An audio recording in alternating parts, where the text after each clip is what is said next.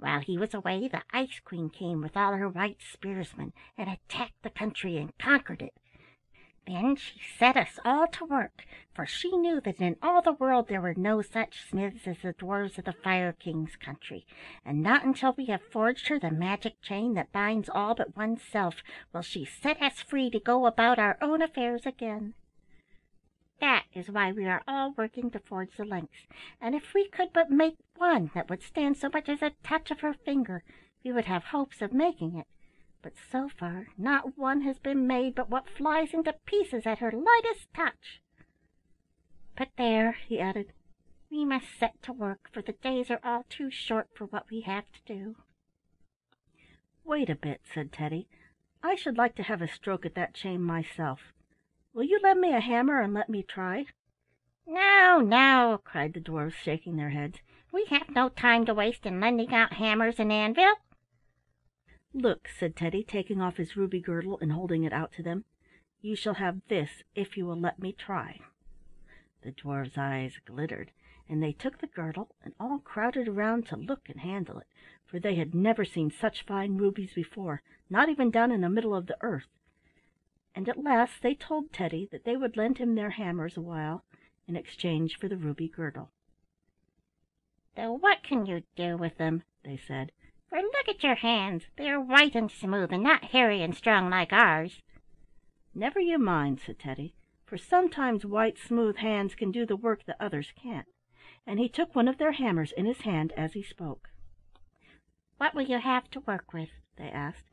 "Oh, anything at all," said Teddy, "if it is no more than an old nail, so that it is something to begin with."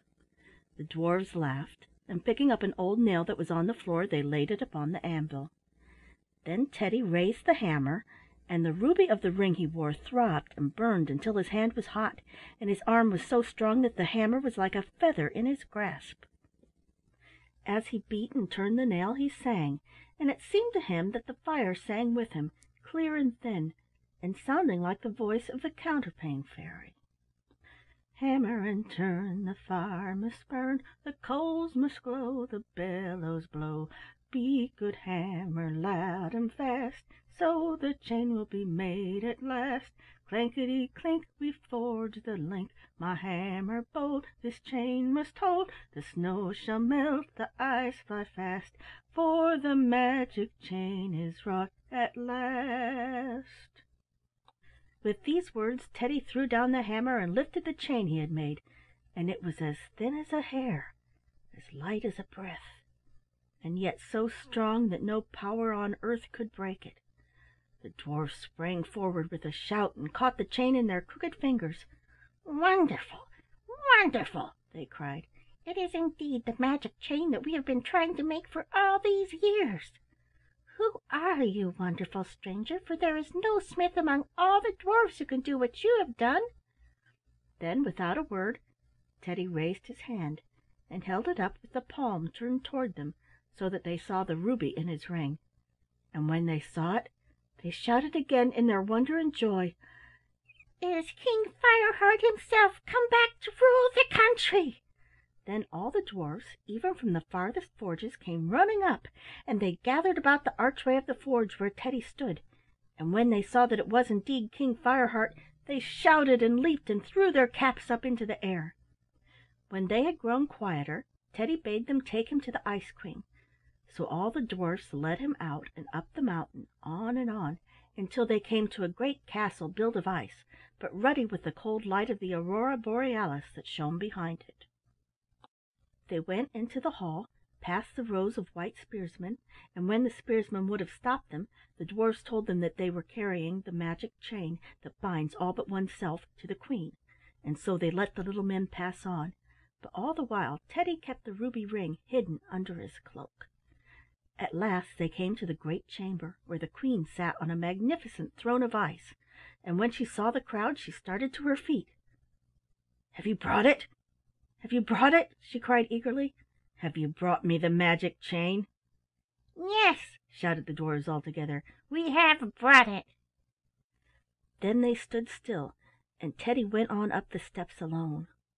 "Where is it?" asked the Queen, and she stretched out her hands. "It is here," said Teddy. Very slowly He drew it out from under his cloak, and then suddenly he threw it over her. "And now take it!" he cried. It was in vain that the Queen struggled and cried. The more she strove, the closer the chain drew about her, for it was a magic chain. At last she stood still, panting. "Who are you?" she asked. Then Teddy raised his hand, holding it open so that she could see the ruby. "I am King Fireheart," he cried, "and now take your own real shape, wicked enchantress that you are." At these words the black-browed Queen gave a cry that changed, even as she uttered it, to a croak, and a moment after she was nothing but a great black raven that spread its wings and flew away over the heads of the dwarfs, out of the window and on out of sight. Then Teddy turned and walked out of the great ice chamber and down the hall, followed in silence by the dwarfs. As he went the spearsmen started forward to lay hands upon him, but as soon as they saw the ruby ring they stood, every man stiffened just as he was, some leaning forward with outstretched arm, some with their spears lifted, some with their mouths open, but all of them turned to ice. When Teddy and the dwarfs had reached the mountain road again, they turned and looked back toward the castle. A warm south wind was blowing, and the aurora borealis had faded away. Already the castle was beginning to melt.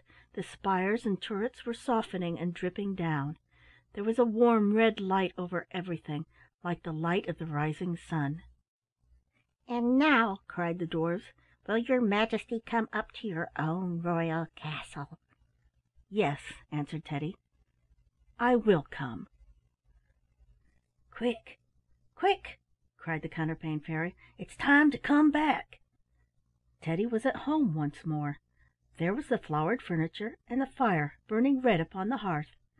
"Tick-tock, tick-tock, tick-tock," said the clock. "I must go," cried the fairy hastily, "for I heard your little cousin opening and shutting the side door." "Oh, wait!" cried Teddy. "Won't you wait and let her see you too?" But the fairy was already disappearing behind the counterpane hill. All he could see was the top of her pointed hood. Then that too disappeared. The door was thrown open, and Harriett came running in, bringing a breath of fresh out-of-doors air with her. Her cheeks were red, and she looked very pretty in her embroidered apron and pink ribbons.